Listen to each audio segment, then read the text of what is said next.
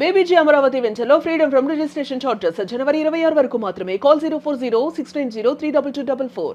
ఆంధ్రప్రదేశ్ రాజధాని అమరావతిలో అడ్మినిస్ట్రేషన్ ఏ విధంగా ఉండబోతుంది? రాజధాని నిర్వహణ, ముఖ్యంగా రాజధాని ఒక మున్సిపాలిటీ స్థాయిలోనే ఉంటుంది అని విపక్షం చేస్తున్నటువంటి ఆరోపణలకు సమాధానంగా ప్రభుత్వం ఏం చేయబోతోంది? ఇప్పుడు ఇది ఒక ఆసక్తికరమైనటువంటి అంశంగా మారుతుంది. గత కొద్ది కాలంగా దఫాలుగా world bank, Asian development bank అధికారులతో భేటీల తర్వాత ఏపీసీఆర్డీఏ ఒక కన్క్లూజన్కి వచ్చింది. ప్రస్తుతం ఆంధ్రప్రదేశ్ రాజధానిని అంతర్జాతీయ స్థాయి నగరంగా తీర్చిదిద్దడానికి, అలానే ఒక మెట్రోపాలిటన్ సిటీగా డిఫైన్ చేయడానికి ఒక ప్రత్యేక చట్టాన్ని రూపొందించాలని డిసైడ్ చేసినట్టుగా తెలుస్తుంది.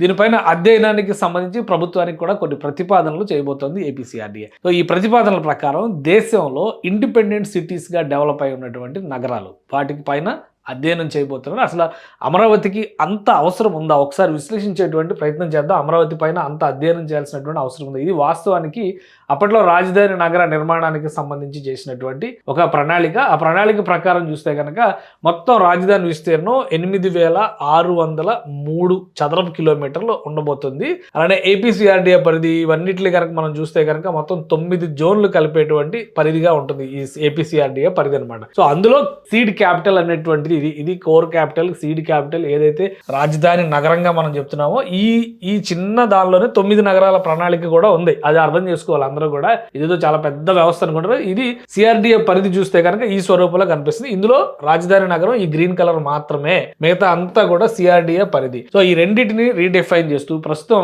ఇక్కడ ఉన్నటువంటి అడ్మినిస్ట్రేటివ్ స్ట్రక్చర్ ని ఎలా మలచాలనే అంశం పైన చర్చలు జరుగుతున్నాయి. దీనిపైన ప్రత్యేక అధ్యయనం చేసేందుకు నయా రాయ్పూర్, దొలేరో సిటీ ఆల్రెడీ మనం వింటున్నాం, గుజరాత్ లో ఒక ఇండిపెండెంట్ సిటీగా డెవలప్ చేశారు. ముఖ్యంగా చండీగఢ్ కి సంబంధించి అధ్యయనం చేయాలి. ఎందుకంటే అటు పంజాబ్ కి, హర్యానాకి రాజధానిగా ఉంటూ కేంద్రపాలిత ప్రాంతంగా కూడా ఒక స్టేట్ హుడ్ మినహా ఒక కేంద్రపాలిత ప్రాంతంగా కూడా, యూనియన్ టెరిటరీగా కూడా గుర్తింపుకున్నటువంటి ప్రాంతం అది. చండీగఢ్ లో ఉన్నటువంటి చట్టాలు ఏ విధంగా ఉన్నాయి, దానికి స్పెషల్ ఎంటిటీ ఎలా ఉన్నాయి, అలానే బాంబే, మెడ్రాస్, ఢిల్లీ ఇవన్నీ కూడా ఇండిపెండెంట్ మెట్రోపాలిటన్ సిటీస్గా ఉన్నాయి. వాటికి సంబంధించినటువంటి ప్రత్యేక చట్టాలను అధ్యయనం చేయడంతో పాటు అంతర్జాతీయ నగరాలను, ముఖ్యంగా కౌలాలంపూర్ లాంటి నగరాలు, అలానే ఆస్థానా లాంటి సిటీ, జోహానెస్బర్గ్ లాంటి నగరం, వీటన్నిటిపైన కూడా అధ్యయనం చేయాలని చెప్పని రాష్ట్ర ప్రభుత్వం నిర్ణయించింది. రాష్ట్ర ప్రభుత్వానికి ప్రతిపాదనలు సిఆర్డీఏ ఇవ్వబోతోంది. దీనిపైన ఒక నిర్ణయం తీసుకుంటారు. ఇండిపెండెంట్ సిటీస్ ని డెవలప్ చేయడంలో ఎలాంటి వ్యూహాలను అనుసరిస్తారో దానికి తగ్గట్టుగా అమరావతిని అభివృద్ధి చేయడం. ఆల్రెడీ మనకు తెలుసు, మాస్టర్ ప్లాన్ గురించి వాటి గురించి మనం డిస్కస్ చేస్తూనే ఉంటాము. మాస్టర్ ప్లాన్ అంశం అందరికీ తెలిసింది. ఇది ఒక డీటెయిల్డ్ మాస్టర్ ప్లాన్ అనమాట. అంటే కోర్ సిటీ ఏరియాలో ఉన్నటువంటి మాస్టర్ ప్లాన్. కానీ రీజియన్ వైజ్గా చూసినప్పుడు ఈ ప్రాంతం మొత్తం కూడా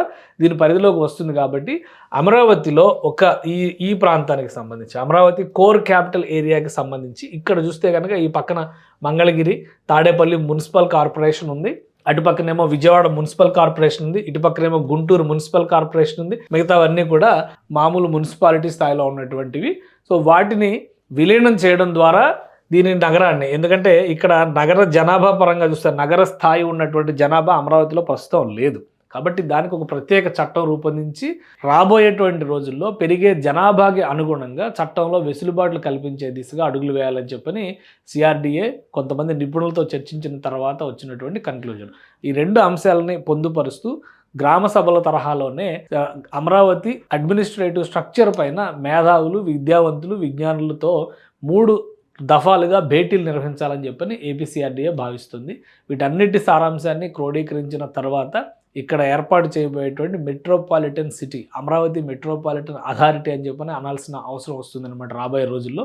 సో దానికి రూపకల్పన ఏ విధంగా చేయాలి? ఎందుకంటే చాలా అంతర్జాతీయ సంస్థల నుంచి జాతీయ సంస్థలు, అనేక వ్యవస్థలు ఈ కోర్ క్యాపిటల్ పరిధిలో ఏర్పాటు కాబోతున్నాయి.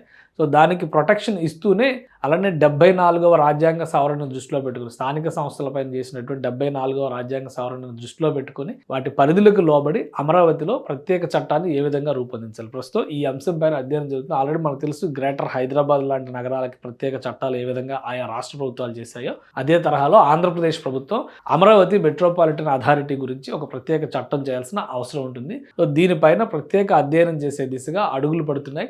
ఆల్రెడీ గెజిట్ అతి త్వరలో వస్తుంది అమరావతి రీజియన్కి సంబంధించి, అమరావతిని రాజధానిగా స్థిరీకరిస్తూ అనేటువంటి చర్చలు జరుగుతున్న తరుణంలో ఈ మెట్రోపాలిటన్ స్టేటస్ అనే అంశం పైన కూడా ప్రక్రియను ప్రారంభించడం ఇప్పుడు ఆసక్తికరంగా మారింది. రాబోయేటువంటి రోజుల్లో మరికొంత ల్యాండ్ పూలింగ్ కూడా జరుగుతుంది. అంటే ఈ ప్రాంతాలన్నీ కూడా ఇక్కడ బ్లూ కలర్లో ఉన్నాయి, ఇవన్నీ కూడా రాజధానిలో కలిసేటువంటి అవకాశం ఉన్నాయి. కాబట్టి ఒక సమగ్ర చట్టం రూపొందించడానికి ఇదే సరైన సమయం. అలానే భవిష్యత్ అవసరాలకు తగ్గినట్టుగా ఆ చట్టంలో మార్పులు చేర్పులు చేయడానికి కూడా వెసులుబాట్లు కల్పించాలని చెప్పని రాష్ట్ర ప్రభుత్వానికి కొన్ని సిఫార్సులు చేసేటువంటి అవకాశం ఉంది. అలానే వివిధ దేశాల్లో ఉన్నటువంటి మెట్రోపాలిటన్, కాస్మోపాలిటన్ సిటీస్ పైన ప్రత్యేక అధ్యయనం చేసేందుకు కూడా ప్రయత్నాలు జరుగుతున్నాయి.